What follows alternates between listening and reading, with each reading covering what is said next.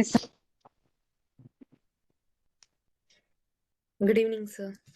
Good evening. Go ahead. My topic is Hypotension Predictor Index. It's an AI integrated algorithm that predicts the likelihood of hypotension minutes before it occurs, allowing for early intervention. The HPA operates on a scale of 0 to 100. It has no units, representing the probability of a hypotensive event for at least 1 minute in the next several minutes. Hypotension is defined as a mean arterial pressure less than 65 millimeters of mercury or systolic blood pressure less than 90 millimeters of mercury. When HPA crosses the threshold more than 85, it triggers a visual or audible alert for the clinicians. The monitor will display a secondary screen with advanced hemodynamic variables, including stroke volume variation, dynamic arterial elastance, maximum rate of pressure change, which is dP by dt max.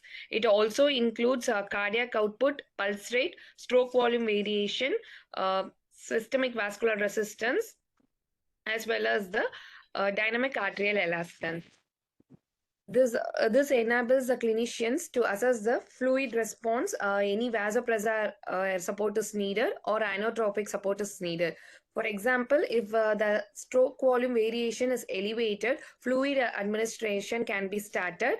If the stroke volume variation is increased, the arterial elastance is decreased, vasopressor can be started. If there is a low dP by dt variability, inotropic support can be started for impaired contractility.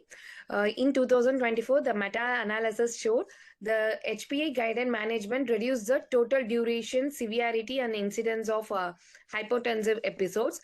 The goal-directed approach to hemodynamic management, shifting the focus from reacting to a problem to preventing a one. The HPA is now available for use in non-invasive blood pressure monitors, expanding in application apart from invasive arterial lines. The limitations includes a risk of overtreatment based on HPA alerts can be seen in complex situation like liver transplantation. The algorithm performance is very less reliable. It is a significant advancement in integrating AI into a critical care. The other advances in critical care includes micro hemodynamic monitors and macro hemodynamic monitors. The macro hemodynamic monitors, which include central venous pressure, stroke volume, cardiac output, arterial elastance, oxygen extraction ratio, pulmonary artery pressure, pulmonary capillary wedge pressure. Micro hemodynamic monitors, which includes near infrared spectrometry, sublingual capnometry, oxygen saturation in veins of specific organs, and mixed venous oxygen saturation, etc. Coming to sublingual capnometry, it measures the partial pressure of carbon dioxide in tissue, which is kept under the tongue. It is very rapid, a regional indicator of microcirculatory blood volume and tissue perfusion. It has a probe which contains a fluorescent dye along with the silicon membrane. When it is kept under the tongue, this carbon dioxide enters through the semi-permeable membrane and reacts with the fluorescent dye present in the probe, and there would be a change in pH, and it eliminates the dye and indicating the carbon dioxide presence and the values.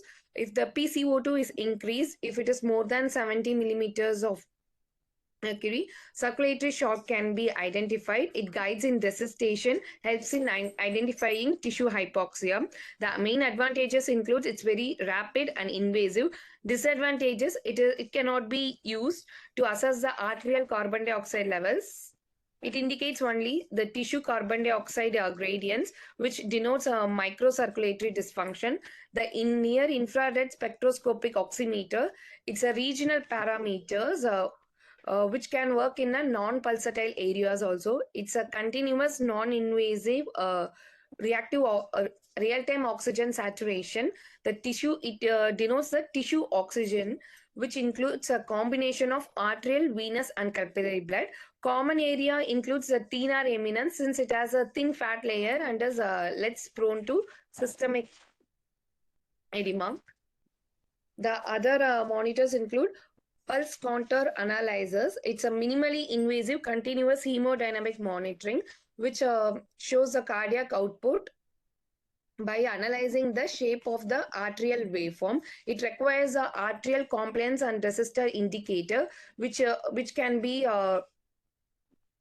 received from pulse index continuous cardiac output or from a flow track, which is a non-calibrated arterial elastance. The main disadvantages, it depends upon the arterial algorithms, the lack of reliability in cardiac arrhythmias.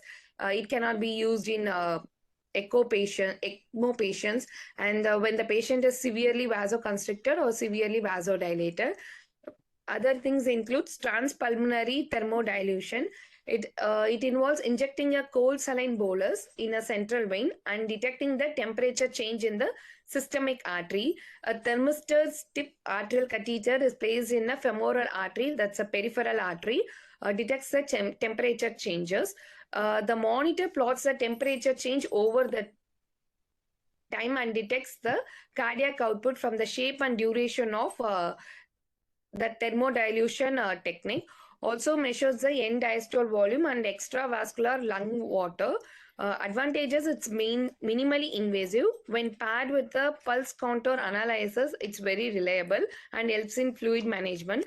The disadvantages includes its intermittent measurement. It's very inaccurate in intracardiac shunt patients, and it needs a technical expertise. The esophageal Doppler, it's a small ultrasound probe is placed in the esophagus to measure the blood velocity in the descending thoracic aorta at the level of T5, T6 level. It's a real-time assessment of central blood flow. The hemodynamic parameters measured includes cardiac output, cardiac index, and stroke volume. It also measures the aortic cross-sectional area and blood flow in the descending aorta. The main disadvantages, it's a optimal probe placement is must. It is a very uncomfortable for an awake patient, and it may often requires a repositioning. The altered normal blood flow, which is seen in the intracardiac shunts, aortic stenosis, coarctation of aorta, these things are very unreliable. It can be affected by electrocautery by the surgeons also. The thoracic electrical bioimpedance or bioreactance, it is also known as impedance cardiography. It's a non-invasive hemodynamic monitor that measures a heart function by passing an harmless high-frequency electric current across the chest over the electrodes present over the chest. The opposition to the flow of current changes with each heartbeat is recorded by the device, and it calculates the cardiac outputs. It's non-invasive. It's a continuous monitoring. It's very low of cost and ease of use. Disadvantages is if the patient has increased intrathoracic fluids such as pleural effusion, cardiac effusion, and all, it is very unreliable. The patient movement also affects these values. Final is the transthoracic and transesophageal echo is used. It's used very much in the critical care since it is very non-invasive, rapid, and it is low of cost. Whereas the transthoracic is non-invasive, transesophageal echo is a semi-invasive. Thank you, sir. So we saw all these things in the last class when we talked about cardiac output monitoring. But if you read the PA and advanced hemodynamic monitoring in critically ill patients. Okay, so patients who are critically ill, they are more relying on the normal perfusion. Otherwise, what will happen? The aim of your cardiovascular and respiratory the body is, what is the main aim of our cardiovascular respiratory functions, the normal physiology? Perfusion and oxygenation to everyone. Delivery of oxygen to the mitochondria. That is the ultimate goal. Whatever be the age or the nature of the person, the aim of cardiovascular system and respiratory system is to ultimately go and deliver oxygen for aerobic metabolism at the mitochondrial cellular level. Okay. So in critically ill patients, they are more liable or susceptible to lack of this particular function.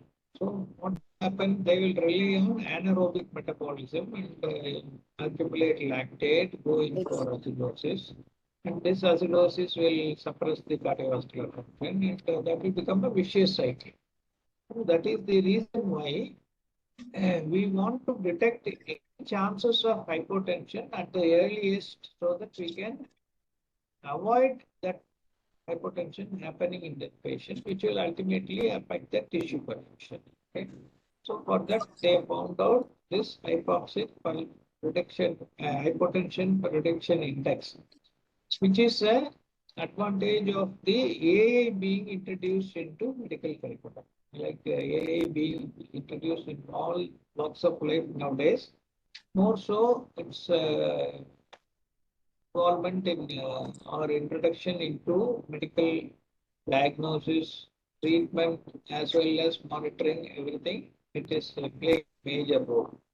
So a company called Edward Life Sciences have got a software which uses that to you feed a lot of data into that machine and then give some ideas about how to detect hypotension and also make it think like a human being. That is the definition of artificial intelligence. Is give a lot to a machine and make that computer to think like human also. Just like how you will diagnose if there is hypertension, the same thing a machine will have to do in your place.